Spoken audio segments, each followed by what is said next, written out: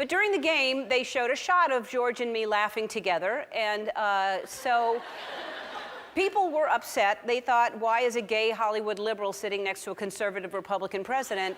Didn't even notice I'm holding the brand new iPhone 11. And,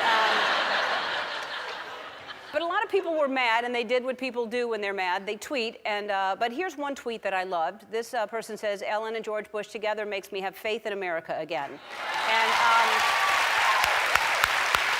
exactly. Here's the thing. I'm friends with George Bush. In fact, I'm friends with a lot of people who don't share the same beliefs that I have. We're all different, and I think that we've forgotten that that's okay that we're all different.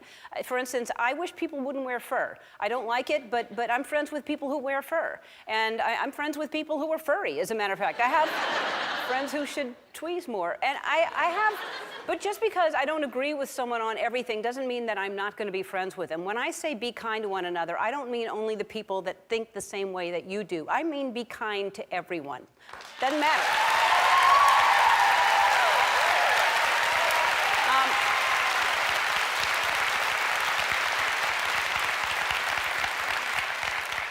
Even people who are already playing Christmas music. I mean, seriously. There's no excuse for that, but I'm kind to them. Anyway, I want to thank Jerry Jones, Charlotte Jones for hosting us, and thanks President Bush and Laura for a Sunday afternoon that was so fun. By the way, you owe me $6 for the nachos. And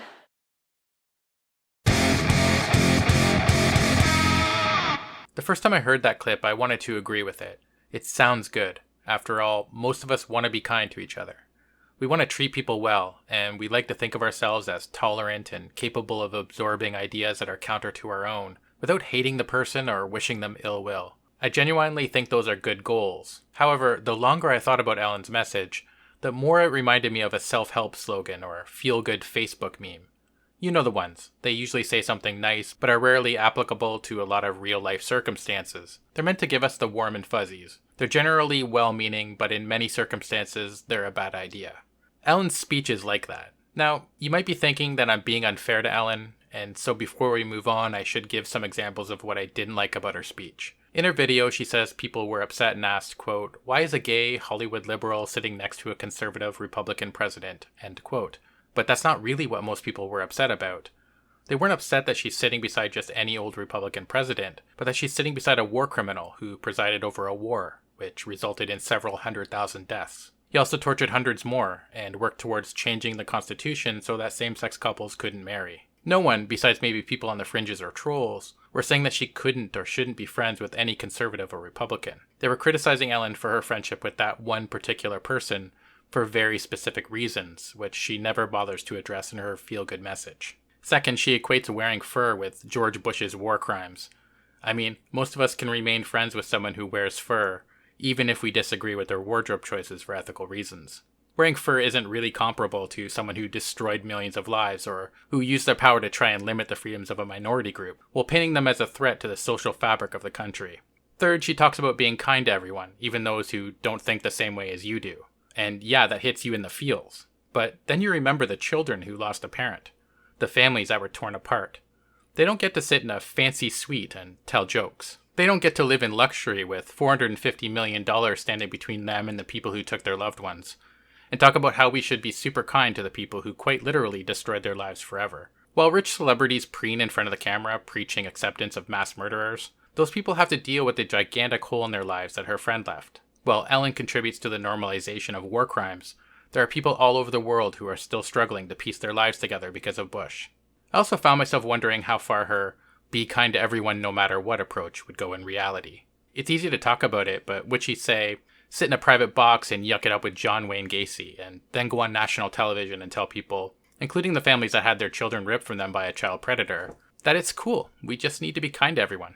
Hey, she gets along with people who wear fur too, so John is kind of the same, right? How about if it were someone she cared deeply about? If George Bush had ordered the killing of someone she loved, would she still be telling the rest of us that we need to normalize and tolerate him? I highly doubt it, but maybe she would. I don't know. But I would have appreciated her addressing the criticism honestly, instead of making it out to seem as though she were being unfairly criticized for just hanging out with a run-of-the-mill conservative who believes in trickle-down economics or something. Because I think there's a real conversation to be had there. I personally don't think the conversation is whether or not we should be kind to everyone, but instead, where is that line? And I admit I struggle with this constantly. At what point should I just not associate with someone? When is working with someone not a good idea?